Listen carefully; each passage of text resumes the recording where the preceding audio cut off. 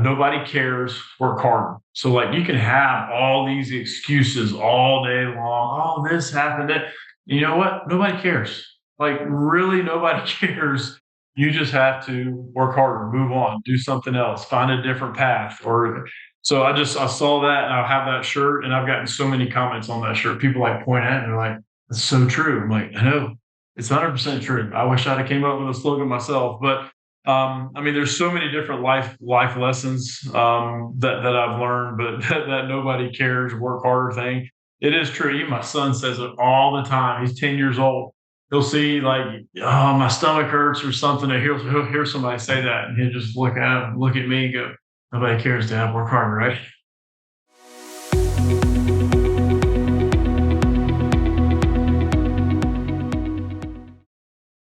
Welcome to our podcast. So let me just share a little bit about you. Ryan lives in Atlanta, where he's spent his entire life. He is the president of Black Oak Asset Management, owns his own financial advisory practice, where he teaches and coaches his clients to financial success. He lives in Cumming, Georgia, with his wife, Stephanie, and his two children, Lindy and Lucas. Now, Ryan has taught his high school curriculum of personal finance when he was a teacher. He's taught Financial Peace University at his church, and now he's a Smart Investor Pro. Ryan, it's so great to have you here. And as you know, we talk all things mindset. We're having a quick chat before we started recording, and you were telling me a little bit about your mindset and how it works for you. And you said, well, this is just the norm. This is how, you just work without realizing it. But this is the stuff that we want to explore because you said, you're very driven to succeed. So let's just dive a little bit into that. But first of all, just share a little bit about how you came to be doing what you're doing now.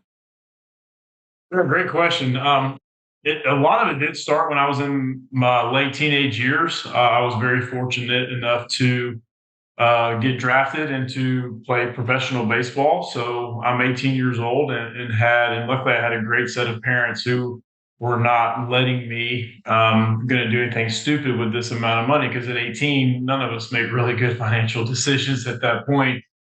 So my interest in how money worked and how it saved and things of that nature started at that age, even though I still didn't take 100% vested interest. But my dad just said, "Hey, I have a financial advisor. You guys can sit down, but you're not going to spend this money and do stupid things with it because your career is not guaranteed when it comes to professional sports." So that was kind of the first thing that kind of caught my attention when it comes to money. I did not make tens of millions of dollars like some of these people do now. So I had to go back to college and go to school. So I majored in economics because I liked, again, the whole money aspect and saving and how things work. So I wasn't 100% sure what I wanted to do with my career when I graduated college, but I had an economics degree and I became a economics high school teacher and also became a baseball coach. So I had kind of the two interests of my previous lives, if you would say, kind of combined them together. So I taught personal finance in high school. I enjoyed it. I did. I liked it a lot. Taught there for 7 years. But I wanted to do more. The education part I liked, but I felt like more people needed that advice, but maybe even get paid to do it. So I took the plunge in my early 30s and got into the financial advisory world, if you will, and started with a bigger practice. It was a great learning experience, but it's not what I wanted to do long term. So about a year later, I came onto the firm that I now own and worked underneath a gentleman, and he was kind of my mentor for a while. So it all started basically when I was 18, got a little money of my own, but I wasn't educated. Like my dad's advisor wasn't a bad guy.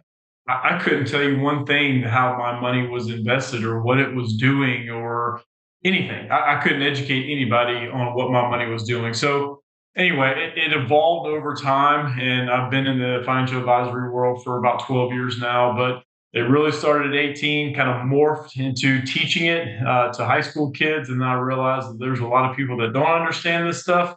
So then I moved into the advisory practice world where I could actually maybe make a few dollars and help people along the way at the same time.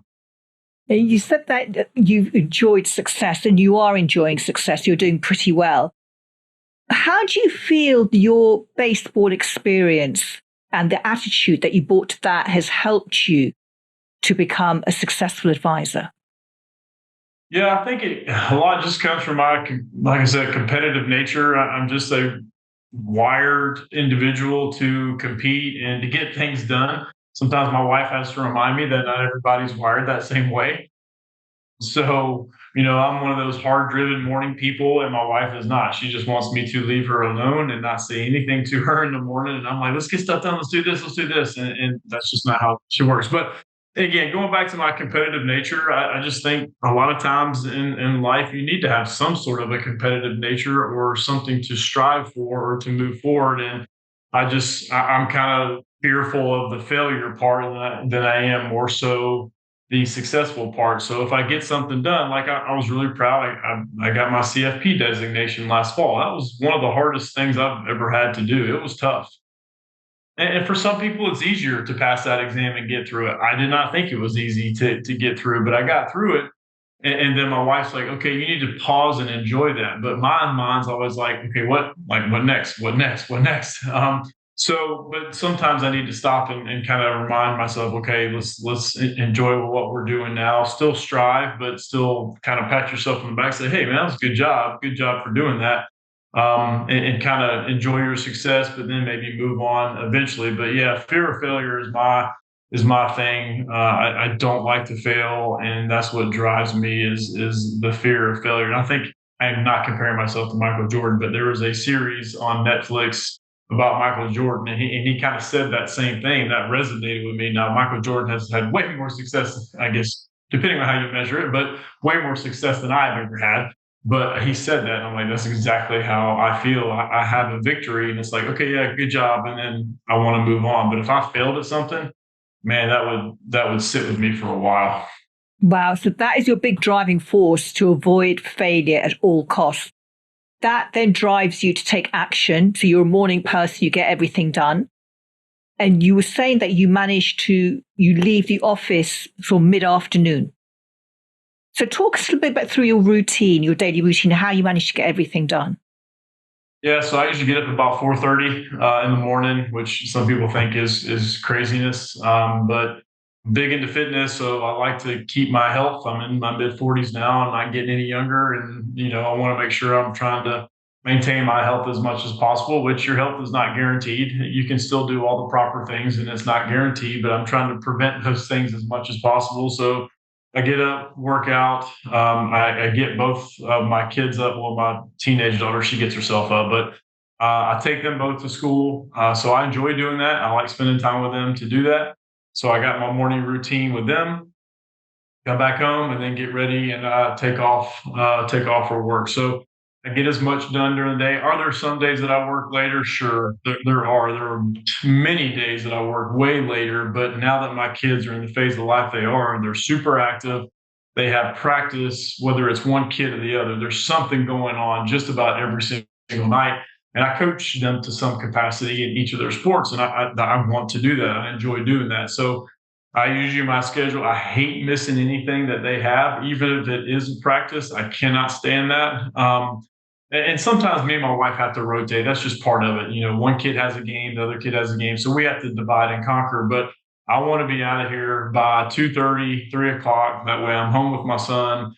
And I'm still working. I still maybe get some things done at home, but I'm usually out of the confines of this office that I'm in right now to be able to be there for my kids because I mean, my daughter's 13, 5 years, she's gone. And my son's 10, 8 years, he's gone. So I'm going to enjoy this. And will I work longer hours once they're done and out of the house? Probably. But my dad was there for me. My mom was there for me in that same capacity. And I want to do the same thing for them. Sounds amazing. What, when you're with your family, and I've spoken to, many, many clients who say that they sometimes with their family, but they're not with their family because they're thinking about work. They're worrying about the next challenge they're facing. They're thinking about not a problem client, but a challenging client, etc. So when you're outside of work and with your family, are you actually there giving them all the attention, or are you thinking about something else that's hovering in the background? Are you able to switch off is my question. It's a great question. And most of the time I do shut it off. So are there plenty of times where something's lingering in the back of my head, or I may be home and I need to get something done at home. But yeah, if we're at a ball field or if we're at an event, I can shut it off. If I'm at home in the afternoon with my kids, I still tell them sometimes, hey, I'm here if you need me. I have to finish this up, or I have a scheduled phone call I gotta do, or a Zoom call. So they do know there are some limitations when I get home at 3 o'clock, because I'm like, hey, most people work, and my wife's a veterinarian. So when she's at a clinic, like she's at a clinic, she ain't getting out of there anytime before 6 o'clock. On a special occasion, maybe, but at 6 o'clock, she's there. So I'm like, just like mommy's working at the office, sometimes I have to do the same thing at home. So they know between that 3 to 5 o'clock hour, there's still some things I got to do. But for the most part, once there's an event or we're together as a family somewhere, dialed into them. Are there some times where I'm still checking emails from time to time? Yes, I'm guilty of that. But for the most part, I'm pretty dialed in when I'm with my family. Sounds amazing. So tell me, or share your secret to being able to enjoy all these different areas of your life. You've got your work success, family, you're looking after your health, you're managing to make time for all these different areas of your life. What is the secret to being able to do that? I suppose it comes down to the secret of being super disciplined and making sure that you make time for that. So how do you do that? And how can people who are listening, who haven't managed to do that so far, what can they do differently? Yeah, I mean, definitely discipline is a big component of it. I just think it's a priority. You have to make certain things a priority, and I've made being with my kids and being with them on the ball field or whatever they may be doing. I've made it a priority to do that. So and I've had clients go, well, I can only meet at this time. And I say, okay, if that's when you can meet, I need to look at my schedule a few weeks out. I need to see if my wife's working or if she's not. Can someone get my son off the bus or whatever it may be? So I'll be accommodating to clients, but they know weekends is a no-go. That is an absolute zero. And I've had people who have been referred to me saying, well, Saturday is the best day for me. I'm like, well, we just cannot work together. I apologize, but weekends are for my family. It's not going to happen. But meetings late in the day, same thing. They have to be scheduled way in advance because I've absolutely made it a priority to do so. Could I be making probably more money if I did do that? Yeah, but money doesn't drive me. I mean, I am making a much better living than I was as a teacher, but I kind of gotten to a point where not enough's enough type of thing, but I need to add these other compartments to my life that are meaningful, not just, chasing a higher paycheck and getting more clients and more AUM and more fees. That's not what drives me. So discipline, yes, and just making things a priority and putting boundary lines on, this is what I'm going to do. And if you want to fit in this box that I've created, then great. And if not, then that's okay too. There's other advisors out there if you need help. Yeah, absolutely good advice. What would you say to advisors who say, okay, I'm in the office, I've got my time in the office, but I tend to procrastinate. There are certain things I know I need to do, or maybe I do some reach out to clients, to prospects, or some follow-ups, or I need to arrange a seminar, etc. But I tend to just waste time in the office. What is your way of making sure you're using every minute well? I mean, not every minute, because obviously we all tend to waste some time here and there. But how do you get the most of that office time so you get things done? Yeah, we just put things on the calendar, even if it's like I got a Wednesday client meeting, I got a case prep I got to do for that. Like put that on the calendar for 30 minutes or an hour, such and such client case prep for a Wednesday meeting. Like put it on the calendar. And because if it's on the calendar, then I'm like, okay, I got to do that. am I guilty of, checking emails too much? Yes, absolutely I am, because it gets overwhelming as many emails as I get per day. But I've heard of people doing time blocking where they do emails in the morning at a certain time and emails in the afternoon. I have not tried that yet. I really would like to do that, and be able to monitor that a little bit better. But we most of the people in our office have kids in the same age demographic as well. And I'm really lax on, as long as they get their work done, that's all I care about. So most of the people in our office do leave early like I do, but I have very driven people here and they get stuff done. And if they can't get stuff done here, then they're available like I am for the next couple hours. So I want them to be with their families too, just like I like to be with mine. But they do know that they do need to get stuff done. So, but I'm very lenient on them getting out of here at a certain time. So you just have to prioritize. Again, it goes back to making it a priority. And I put things on the calendar and make sure they get done. And that way there's just less wasteful time. Like we don't go to lunches one of our team members here, used to be in a different industry, and that used to be the big thing. Where were they going for lunch for the day? And we just don't do that. So, I mean, once in a blue moon we will, but we just get stuff done. That way we can go get to our other portions of our lives with our family and our kids. As you said, is making a priority. And if that's you lead from the front, and if that's your vision and your value, then obviously people in the office are going to respect that and your clients are going to respect that. And as you said, it's about putting down clear boundaries from the beginning. This is how you work. And if people like that, then they'll want to work with you. It is a sharing of values, isn't it? Because you probably get clients who really believe in family and, the quality of life, etc. And they're probably drawn to you because you demonstrate it, you walk your talk. Yeah, and it's funny, great point that you say that. Like I have my son he's a pretty successful athlete in track and field. And like I'll post, not me, my wife posts stuff on Facebook of videos of him at these big track meets that he competes in. And I mean, I'll have clients like saying they cannot wait for those videos of my kid who they've never met. They've never met my kid in their lives. And they cannot wait to see these videos at these junior Olympic events that he goes to. And my wife's screaming and hollering and commentating in the background, and they love it. I mean, they're like, we just sat around like all day waiting for his events to come up. So they know about my kids. I do videos every Friday to just my clients, and I'll mention something about something financial related, but then I'll say, hey, so and so in the office, their kids doing this, and my kids doing this weekend. So they get pulled into it. So they know kind of our family and what's going on. But yeah, they do know 100% my values, and they kind of get tied into it, even though they don't even know my kids. Amazing. That sounds wonderful. How do you deal with the stresses of everyday life, of business, trying to, look after all the different important priorities in your life? There must be times when do you ever get overwhelmed, or do you feel, you're not focusing? How do you deal with those things pulling you in different directions? Yeah, sure. I definitely have times where I get overwhelmed, and you just have to have a good support staff, whether that's here at work, which we do have. We have great advisors here, great staff here, and then same thing with a support dynamic at home, whether it's your family or your friends. I have a big support network that I have to lean on those people. I'm very type A. I am, but I do know that I cannot do everything.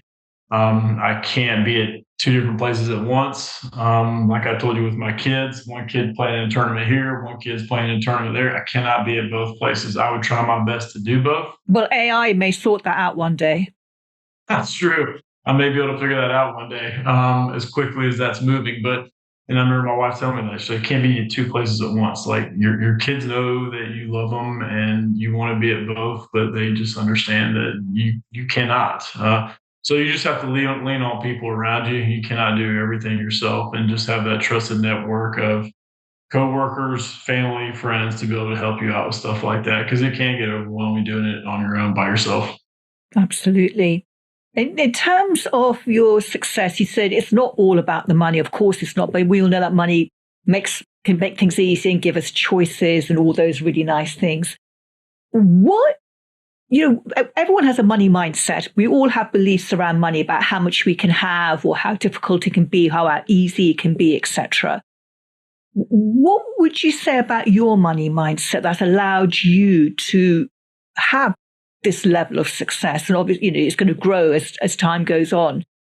You said you started with very little when you started in this business, and then you bought the business and you've created all of this, wonderful stuff with it. What do you think? Not many people look at their money mindset and really study themselves and how they think and what they believe in. What do you think your money mindset is like, and how has it contributed to everything you've achieved so far?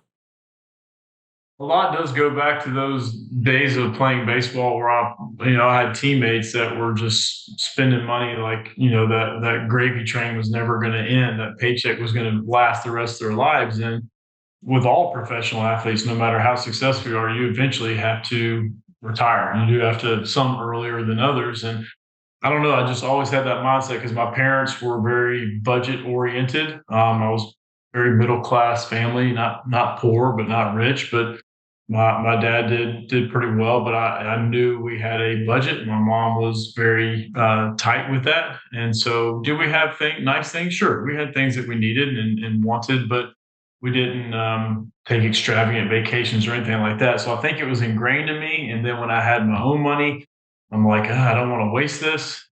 But then as a teacher, I didn't make a ton of money as a teacher, great benefits and all that kind of stuff, but I didn't make a ton of money. So I had to live on a budget. But I got introduced to Dave Ramsey, and you mentioned I'm a SmartVestor Pro advisor. So that's one of Dave Ramsey's advisors. So if somebody goes to the Dave Ramsey website, my face shows up along with other advisors as well. But I just remember listening to his podcast. I remember reading his Total Money Makeover book. So being able to, like he says, his quote, live like no one else, so later you can live like no one else. So I would live within my means and not have debt. And we had a big debt once I did get married. I didn't have any debt, but my wife had $100,000 of student loan debt when she graduated from vet school.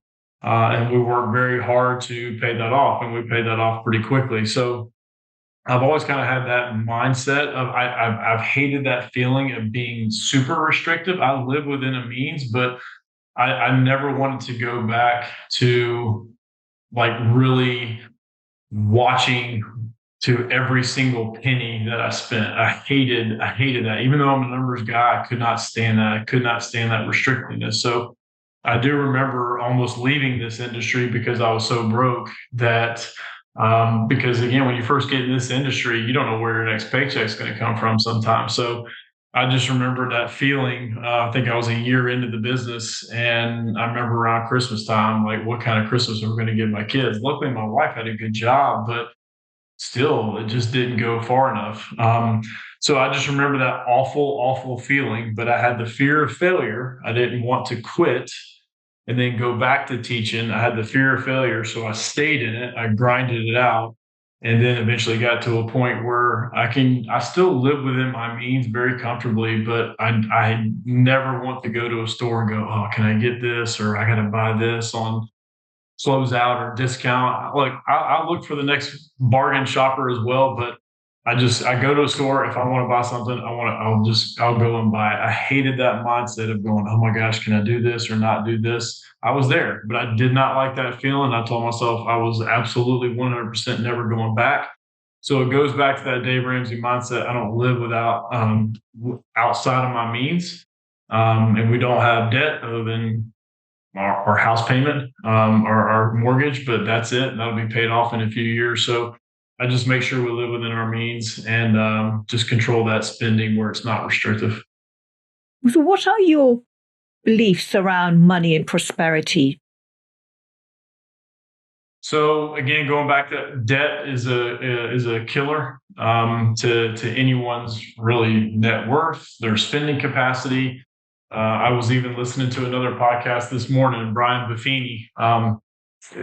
Great podcast, but there's, he kind of made fun of the saying, I owe, so off to work I go. I never want to have that mindset that I got to go to work because I owe somebody else. So I think being cognizant of where you spend your money, but staying out of debt and being intentional, again, that word again, being intentional about savings, because if you save for retirement, the earlier you save, everybody knows this, the earlier you save, the much easier it is on the back end as far as when you get close to retirement. You have, like you said it earlier, you have more choices when you have money. It doesn't mean it's a tool. It doesn't mean it creates happiness, but it does give you options. I can do this, or I can do this. I can work, or I can retire. So I think being cognizant of your money, not living in debt, and you got to save. You 100% have to save, but there's also a fine line with that too, because I deal with that with my clients. Like, I'm a financial advisor and I'm telling people to save for the long term, but you do have to enjoy it for today, because my mom passed away. Like, my dad and my dad had these plans of being in retirement with my mom, and she passed away 2 years before he retired. So then that just, vanished like that. And I have clients, same thing. I find out when clients pass away, you have these big plans built out, but then life gets cut short a lot of times. So there's a balancing act there that you do need to enjoy today and live for today, but you do need to balance that out and be able to save for the long term, because my mom passed away, but my mom's mom, my grandmother, she's 96 and still alive and kicking and Wow. doing well. So you have to plan for both of those ends. Yeah, and there's certain things you just can't plan for at all. It just comes out of the blue, and that's really, really sad for your dad and for you. What's the biggest lesson that life has taught you so far? That's a great question. There's so many directions you can go with that, but there's You can give me a there's a couple. yeah, there's a book called Endure by Cameron Haynes. I just kind of stumbled across it on Audible, and you can see maybe from my camo shirt, I'm an outdoors guy. I like being outdoors, and this guy's a big hunter, an elk hunter. And anyway, he has a shirt that I bought, and I wish I came up with a slogan myself. But the slogan is, nobody cares, work harder. So, like, you can have all these excuses all day long. Oh, this happened. That, you know what? Nobody cares. Like, really, nobody cares. You just have to work harder, move on, do something else, find a different path. Or so I saw that, and I have that shirt, and I've gotten so many comments on that shirt. People like point at it and they're like, "It's so true." I'm like, I know, it's 100% true. I wish I'd have came up with a slogan myself, but I mean, there's so many different life lessons that I've learned, but that nobody cares, work harder thing. It is true. Even my son says it all the time. He's 10 years old. He'll see, like, oh, my stomach hurts or something, and he'll hear somebody say that, and he'll just look at me and go, "Nobody cares, Dad. Work harder, right?" I'm like, yes. I'm like, okay, don't take that too far, but I like the mindset there. But I just remember, again, just grinding things out. That's what life is about. I mean, you don't want to go through struggles, but that is where you 100% learn your most lessons from. I mean, my first job in this industry, like I told you, it was a great company. I did not enjoy it. I hated it, but I still go back to the lessons that I learned during that time, and I learned so much from that. And I even remember my wife looking at me going, "I want my husband back," because she knew how much I hated that job. Like, it's Sunday at 4 o'clock in the afternoon, I'd just be like, because I knew I had these Monday morning meetings. I had to cold call people at 9 o'clock on a Monday morning. I mean, who wants to get a call from somebody selling them something at 9 o'clock in the morning on a Monday? I mean, it was just awful. But it taught me how I needed to grind in this industry, because a lot of people try to work in this industry and they fail. They're usually out of the industry by 3 years. What's the main reason for that, would you say? A lot of it is because what you bring in is what you get paid on. And if you're an assets under management or a fee-based advisor, your book, you get paid off of what your book is. And when you're new to the industry, sometimes you don't get lots of people throwing you their life savings and saying, "Oh, yes, manage this for me." Now, you do have some relationships and you can build up that book, but that's why some people don't build it up, quote unquote, fast enough to have any sustainable income. And then they're like, "Well, I tried it, but I got to get out of here because I'm not building up the income enough." So And I've been there several times. I'm several times. I'm like, oh my gosh, I don't think I can do this anymore. But it's in this industry, you got to grind it out. It's staying power. If you stay, those things, those opportunities pop up. This is not a get rich quick industry at all. You do have to grind things out and you learn how to work, you learn how to create relationships.